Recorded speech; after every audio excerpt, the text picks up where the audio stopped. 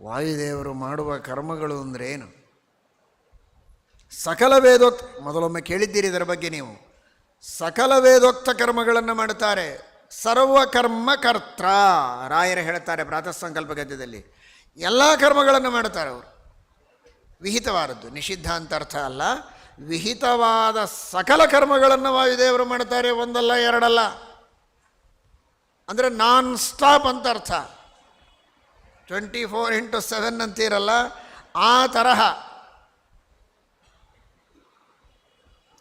ಪ್ರತಿ ಕ್ಷಣ ಮಲಗೋದಿಲ್ಲ ಅವರು. ಎಲ್ಲ ಜೀವರು ಮಲಗಿದರೂ ಅವರು ಎಚ್ಚರ ಇರ್ತಾರೆ.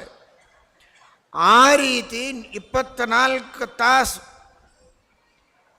ತಮ್ಮ ಇಡೀ 100 ವರ್ಷದ ಸಮಗ್ರವಾದ ತಮ್ಮ ಜೀವನ, 100 ವರ್ಷ ಅಂದರೆ ನಮ್ಮ ನಿಮ್ಮ ವರ್ಷ ಅಲ್ಲ, ಬ್ರಹ್ಮಮಾನದಿಂದ 100 ವರ್ಷದ ತಮ್ಮ ಸುದೀರ್ಘವಾದಂತಹ ಆಯುಷ್ಯದೊಳಗೆ 1ನೇ ಕ್ಷಣ ಪರಮಾತ್ಮನ ಸೇವೆಯನ್ನು ಪ್ರಾರಂಭ ಮಾಡಿದವರು ಕೊನೆ ಕ್ಷಣದವರೆಗೆ, ಬ್ರಹ್ಮದೇವರಾದ ಮೇಲೂ ಮತ್ತೆ ಮಾಡೇ ಮಾಡುತ್ತಾರೆ.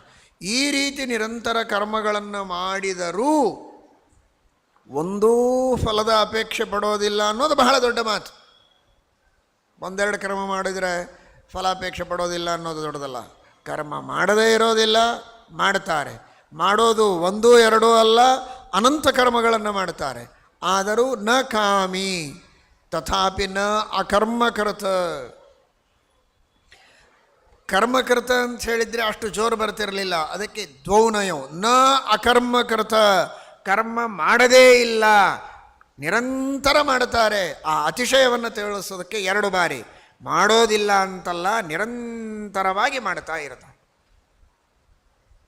ಆದರೂ ಫಲಾಪೇಕ್ಷೆ ಪಡೋದಿಲ್ಲ. ದೇವರ ನಮಸ್ಕಾರ ಮಾಡ್ತಾರೆ, ಸ್ತೋತ್ರ ಮಾಡ್ತಾರೆ. ನಹಿ ಹರಿಂ ಸತತಂ ನ ನಮತ್ಯಸೌ ನ ಚ ನ ಪಶ್ಯತಿ ನಾಪಿ ನ ವಂದತೆ.